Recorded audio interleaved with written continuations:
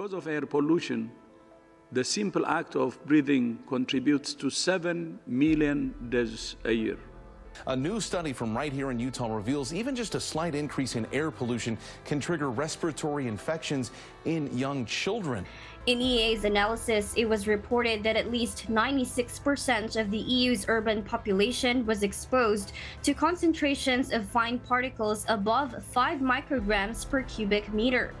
Here are results from one of the most influential air pollution epidemiological studies ever done. The net result is that an increase in PM 2.5 of 10 micrograms per cubic meter decreases your lifespan by roughly 3/4 of a year. Clearly, pollution is a concern, but luckily there are sensors monitoring pollution levels in most cities. Sites like OpenAQ and Shared Air DFW even provide visualizations and sensor data. So these let you see where the otherwise invisible hazards are and avoid those areas. But this isn't actionable. I'm not going to pull open a pollution map before I go anywhere to make sure it's safe. What we need is something to take the information from these sensors and not just visualize it, but provide us with something actionable. With this goal in mind, we developed APP, or Airborne Pollutant Pathfinder. Our solution can be divided into 4 components. The first component is our Android app, which is what the user uses to access APP. If left in the background, it will alert the user if pollution in the area is high. The user can also use APP to get the safest route to a destination. For these, the Android app contacts our second component, the server. Our server then processes the request, calling our database component for information on pollutants in the area. The server then returns back the requested info from the user.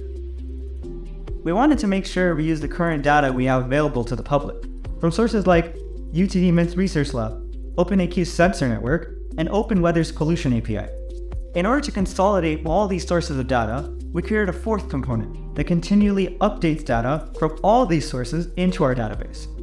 It also has a communication method to update the data displayed to the user right when new data arrives. Here we see APP's base mode of operation, showing a user a map of their surrounding with sensors. This follows the user about and will alert them with a notification should they move within 500 meters of a zone of high pollution. This is an improvement upon prior solutions which merely passively displayed sensor data. Here we see APP provide the user a navigation route that will avoid areas with dangerous levels of high pollution. The user can toggle between pedestrian and driver modes and also ask to avoid tolls on highways. APP provides a standard route that Google Maps provides, alongside with our own custom route that will work to avoid zones of high pollution while still getting the user to their destination in a reasonable amount of time. There are no known solutions that provide this feature.